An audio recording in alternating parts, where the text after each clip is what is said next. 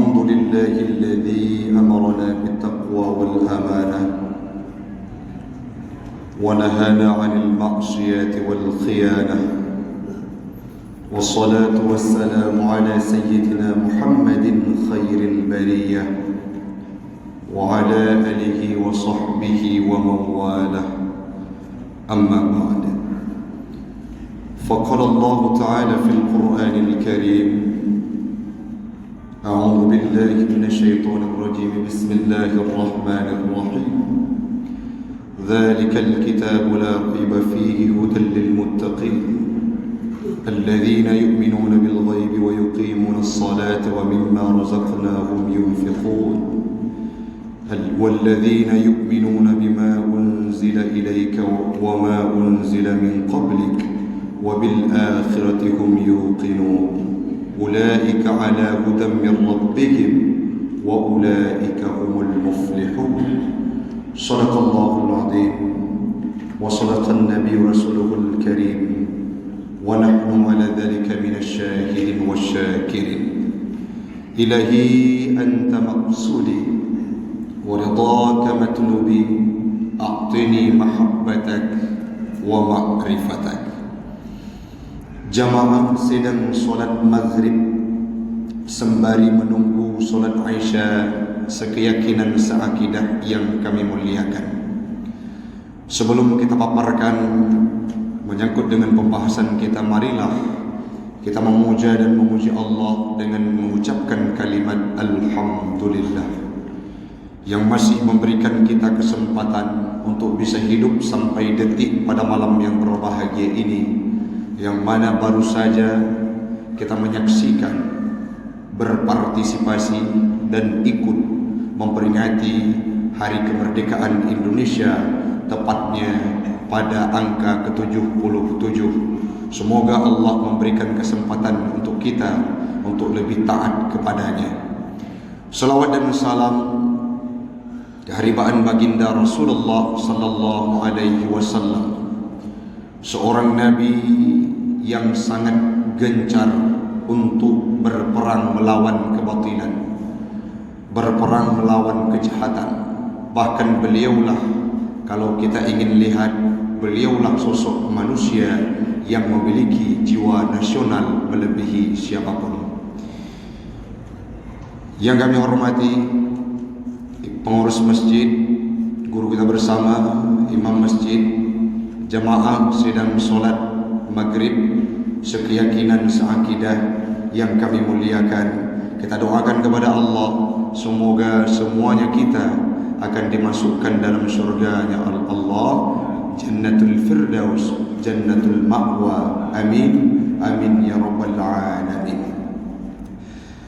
Malam ini merupakan malam yang sangat besar, momen dalam kehidupan seluruh masyarakat Indonesia. Dalam waktu yang sangat singkat ini, dalam kondisi mengganti guru kita yang sering mengisi, yaitu Ustadz Misran Fuadi, pada malam ini beliau berhalangan, diamanatkan kepada kami untuk mengisi kekosongan ini. Kami coba untuk menyampaikan sedikit kilas balik menyangkut dengan kemerdekaan Indonesia. Apa yang akan kita bahas mungkin yang akan menemani waktu kita selama kurang lebih 1 jam ke depan sembari kita menunggu waktu Isya, kemerdekaan dalam perspektif Islam, yang mana hal ini sudah sangat tabu. Bahkan ada di antara kita hamba Allah, jamaah sekalian, saat disebutkan kemerdekaan itu ada orang yang kadangkala acuh tak acuh terhadap kemerdekaan Indonesia. Kenapa? Karena sejarah demi sejarah sudah mulai ditiadakan, ataupun sejarah demi sejarah terhadap kemerdekaan Indonesia itu sudah mulai dihilangkan, tidak lagi didengungkan, tidak lagi disuarakan. Padahal kalau kita mau mencermati, kalau kita mau membuka sejarah demi sejarah, kalau kita mau membuka catatan sejarah lembaran demi lembarannya, akan kita dapatkan hal yang sangat menakjubkan, hal yang sangat indah, dan hal yang sangat menawan dalam kehidupan kita.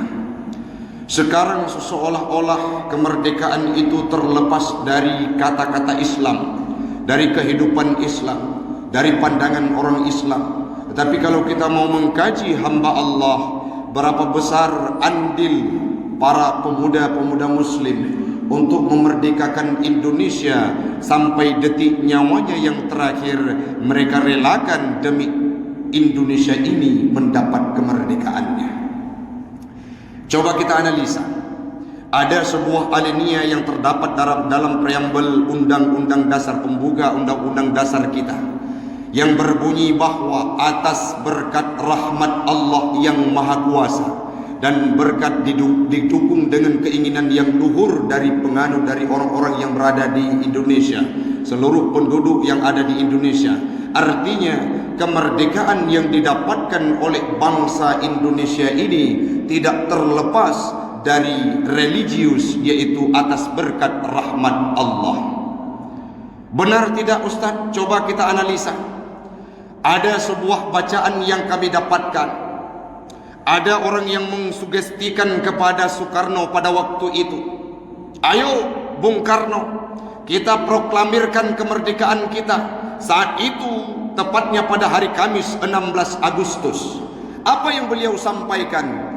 Kita tunggu hari Jumat yang akan diberikan barakah oleh Allah.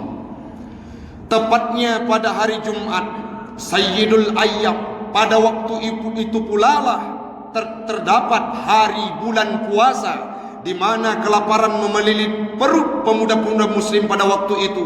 Bahkan presiden pertama kita menganut agama Islam dalam kondisi menahan lapar dalam bulan suci Ramadan, mengemukakan, memproklamirkan kemerdekaan. Ini sedikit disampaikan oleh orang-orang yang punya kepentingan ingin menenggelamkan sejarah Islam terhadap andil Islam terhadap memerdekakan Indonesia. Gepilih le Bung Karno dua buah wate. Hari Jumat Sayyidul Ayyam merupakan penghulu dari hari-hari yang lain, mulai dari Ahad sampai hari Jumat, seminggu 7 hari. Maka Sayyidul Ayyam, kepalanya hari, itulah hari Jumat. Yang selanjutnya terdapat Sayyidul Syuhur. Apa maknanya? Kepala, penghulu daripada segala bulan dalam setahun itu, itulah bulan Ramadan. Di mana tahun 17 Agustus 1945 bertepatan dengan 9 Ramadan, hari Jumat tempo dulu. Artinya, kalau kita mau mengkaji, bukan tidak ada alasan Bung Karno mengucapkan, memproklamirkan, mendeklarasikan kemerdekaannya tepatnya pada hari Jumat dalam bulan suci Ramadan. Maka dituangkan dalam preambel Undang-Undang Dasar, pembukaan Undang-Undang Dasar, apa yang beliau sampaikan? Atas berkat rahmat Allah sehingga Indonesia diberikan kemerdekaannya. Kalau kita mau mengkaji, membuka mindset, siapakah yang berjuang di garda terdepan? Dasar terciptanya TNI berawal dari jenderal ternama dalam kehidupan bangsa Indonesia. Siapa beliau? Jenderal Sudirman. Siapa, bagaimana sepak terjang Jenderal Sudirman dalam memerdekakan Indonesia? Di dalam hutan belantara, beliau diterpa dengan penyakit malaria. Beliau menggigil tubuhnya, tidak pernah lekang dari air wudhu. Beliau melaksanakan ibadah solat dengan kalimat takbir. Bersama bala tentara, beliau ikut memerdekakan Indonesia. Siapa Jenderal Sudirman? Kader terbaik Muhammadiyah. Beliau seorang ulama dan santri. Ada Pangeran Diponegoro, seorang pahlawan yang tidak ada orang yang tidak akan tahu nama beliau. Tetapi beliau merupakan kader terbaik dan merupakan seorang santri. Kiai Haji Hashim Asy'ari, seorang pendiri Nahdlatul Ulama, dalam sebuah statement terindahnya beliau pernah mengungkapkan sebelum beliau wafat meninggal dunia, hubbul watan minal iman, cinta terhadap tanah air dalam perspektif beliau, dalam pandangan beliau, merupakan bahagian daripada iman. Kita mengambil secuil dari iman untuk memunculkan bagaimana iman kita. Artinya cinta terhadap tanah air kita ambil sebahagian daripada iman yang kita miliki, hamba Allah. Maka ronyo sudah dikotomi oleh tangan-tangan jahil, oleh tangan-tangan kerdil, oleh orang-orang yang punya kepentingan, seolah-olah kemerdekaan Indonesia itu tidak ada sepak terjangnya pemuda-pemuda muslim, seolah-olah kemerdekaan Indonesia itu jauh sangat daripada perspektif Islam, daripada kehidupan umat Islam, daripada sejarah-sejarah Islam. Ini yang perlu kita ceritakan kepada anak-anak kita, sehingga mereka terbuka mindsetnya bahwa kemerdekaan Indonesia didasari atas berkat rahmat Allah. Ada upaya-upaya ingin menghapuskan kalimat-kalimat tersebut, tapi karena berkat bantuan Allah sampai hari ini masih tetap ada dalam pembukaan undang-undang dasar kita, Allah. Coba kita analisa.